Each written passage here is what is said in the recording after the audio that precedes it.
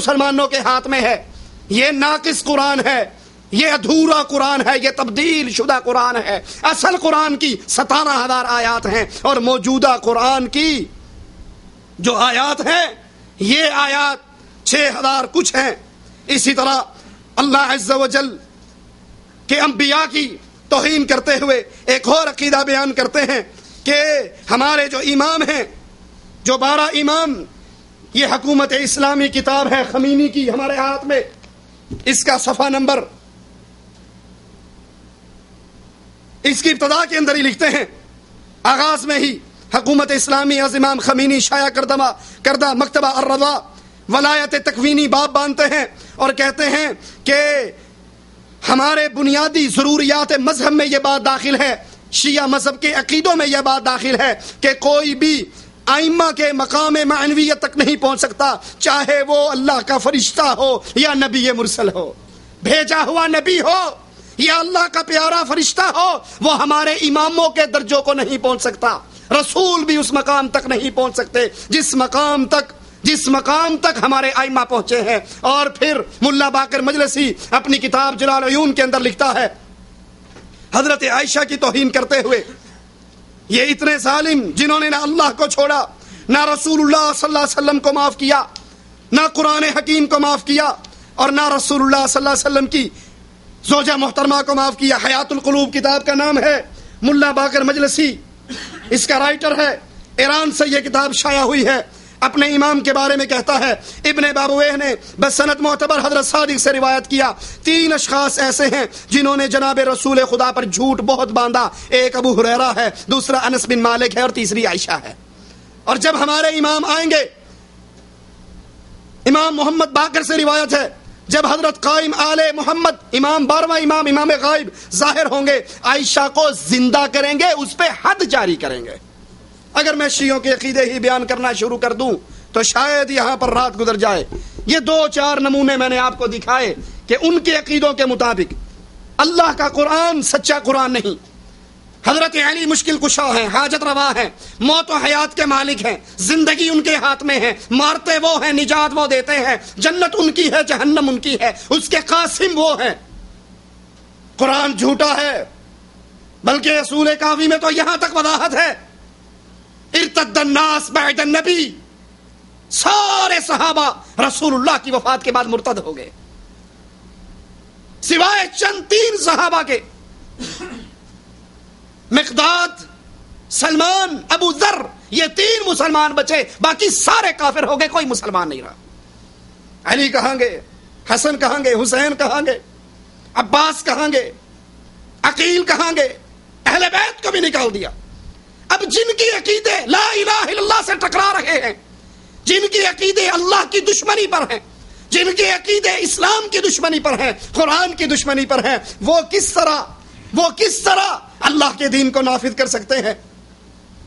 اور سید مودودی نے اس پاکستان بننے کے بعد پوری جماعت اسلامی وہ شیعہ بھائیوں کو 2 ٹوک کہتی ہے، ہمارے دروازے کھلے ہیں، آپ تشریف لائیں، ہماری جماعت کے رکن بنے، ہمارے ساتھ بنے، آپ اپنے مذہب پر باقی رہیں، اپنے عقیدے پہ باقی رہیں۔ آپ سے کوئی نہیں کہے گا کہ آپ ابو بکر، عمر، عثمان کو غاصب کہتے ہو، آپ اس کو ظالم کہتے ہو، آپ کہتے ہو انہوں نے علی سے حکومت کو چھینا تھا، یہ غاصب اور جابر اور ظالم ہیں۔ آپ سے کوئی نہیں کہے گا کہ آپ خلافت راشدہ کو تسلیم کر لو، آپ ہم سے نہ کہو کہ ہم سنی مذہب کو چھوڑ دیں۔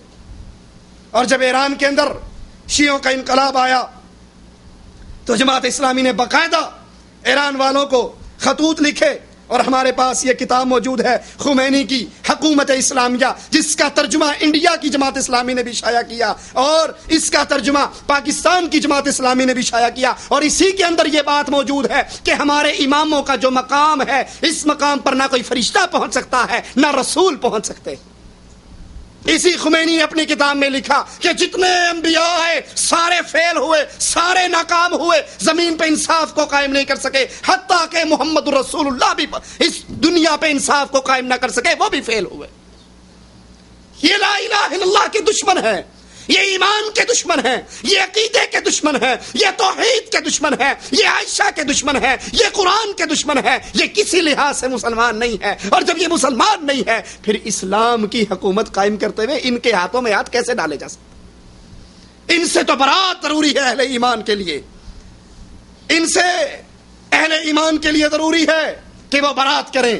لیکن یہاں جماعت اسلامی پنجاب کے ڈائریکٹر، مرکزی شورا کے رکن سید اسد گیلانی ایران گئے، پھر انہوں نے کتاب لکھی عراق ایران جنگ. اس کے اندر لکھتے ہیں ایران کے اسلامی انقلاب نے ملت اسلامیہ ایران کو صدیوں کی نیند سے بیدار کر کے اسے آغاز اسلام کے مسلمانوں جیسا ایمانی جوش و جذبہ عطا کر دیا. یعنی نعوذ باللہ ایران کے شیعوں میں جو انقلاب کے بعد جذبہ آیا وہ ابو بکر عمر و عثمان والا جذبہ تھا. ابتدائے مسلمانوں کے جو جذبات تھے وہ عطا کر دیے. امام خمینی کی قیادت نے ان میں روح حیدری و قراری پھونک دی. انہیں جنگ بدر و حنین کے مجاہدین اسلام کے نقش قدم پر چلنے کا فن سکھا دیا. جہاد اب ملت ایران کا راستہ ہے، شہادت اس ملت کی آرزو ہے. ایران کا انقلاب ایک اسلامی انقلاب ہے اور یہ پورے عالم اسلام کا سرمایہ ہے. اگر خدا نہ خواستہ کافر طاقتیں اسے ناکام کرنے میں کامیاب ہو گئی تو پھر اسلامی انقلاب اور اسلامی نظام کا نام لینا مشکل تر ہو جائے گا. پہلی بات کہ اللہ کی توحید کے دشمن لا الہ الا اللہ کو قائم نہیں کر سکتے، اور جب انسان اللہ کے دشمنوں کو چھوڑتا ملتا ہے، توحید کی بنیادوں کو چھوڑتا ہے، پھر وہ کسی ایک شرک پہ بریک نہیں لگایا کرتا، وہ آگے سے آگے چلتا ہے. یہ ہمارے ہاتھ کے اندر نوائے وقت پاکستان کا روز نامچہ اخبار ہے، یہ اس کی تصویر موجود ہے. کوئی بھائی کہہ سکتا ہے کہ اخبار میں تو بندہ خبر لگوا سکتا ہے، خبر لگوا سکتا ہے، قبر پہ چادر چڑھاتے ہوئے کسی کی تصویر نہیں لگوا سکتا. میاں طفیل صاحب جماعت اسلامی کے ذمہ داران میں سے اور پروفیسر غفور احمد صاحب وہ آئے، پروفیسر غفور طفیل نہیں بلکہ پروفیسر غفور صاحب وہ آئے اور بری امام کے دربار پہ انہوں نے چادر چڑھائی اور چادر چڑھاتے کی تصویر نمایاں وقت اخبار میں شائع ہوئی. اور انہوں نے دو ٹوک کہا کہ ہم جب یہاں پر اور پھر یہاں سے جو سڑک بنی ہوئی ہے، کہا یہ سڑک بہت ٹوٹی ہوئی ہے، جب ہم حکومت میں آئیں گے تو ہم آ کر یہاں سے ان تمام سڑکوں کو جو بری امام کے دربار کی طرف آ رہی ہیں ٹوٹی ہوئی ہیں، ہم اس کو بالکل ٹھیک کر دیں گے.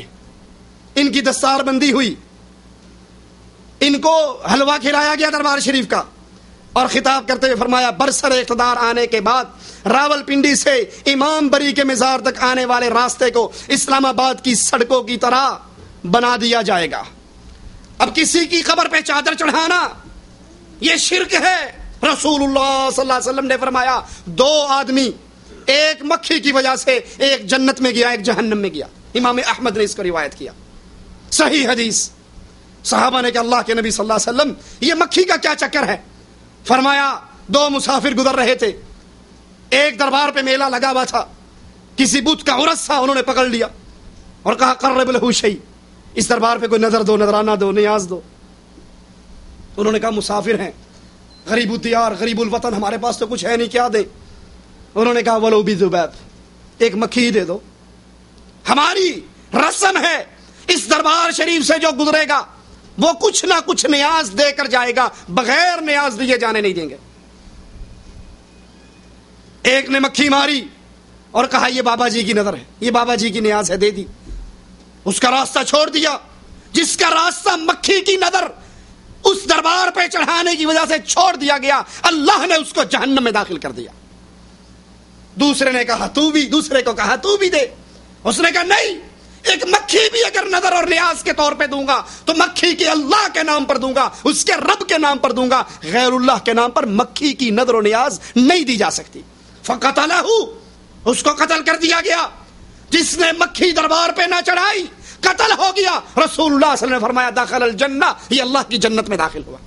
اللہ کے لیے سوچئے، اللہ کے لیے غور کیجئے. آپ سے چندہ مانگنے نہیں آیا، بھیک مانگنے نہیں آیا، اللہ کی توحید کی غیرت کو اپنے دل میں جگائیے. ایک مکھی دے کر دربار پہ غیر اللہ کی نیاز، بندہ جہنم میں داخل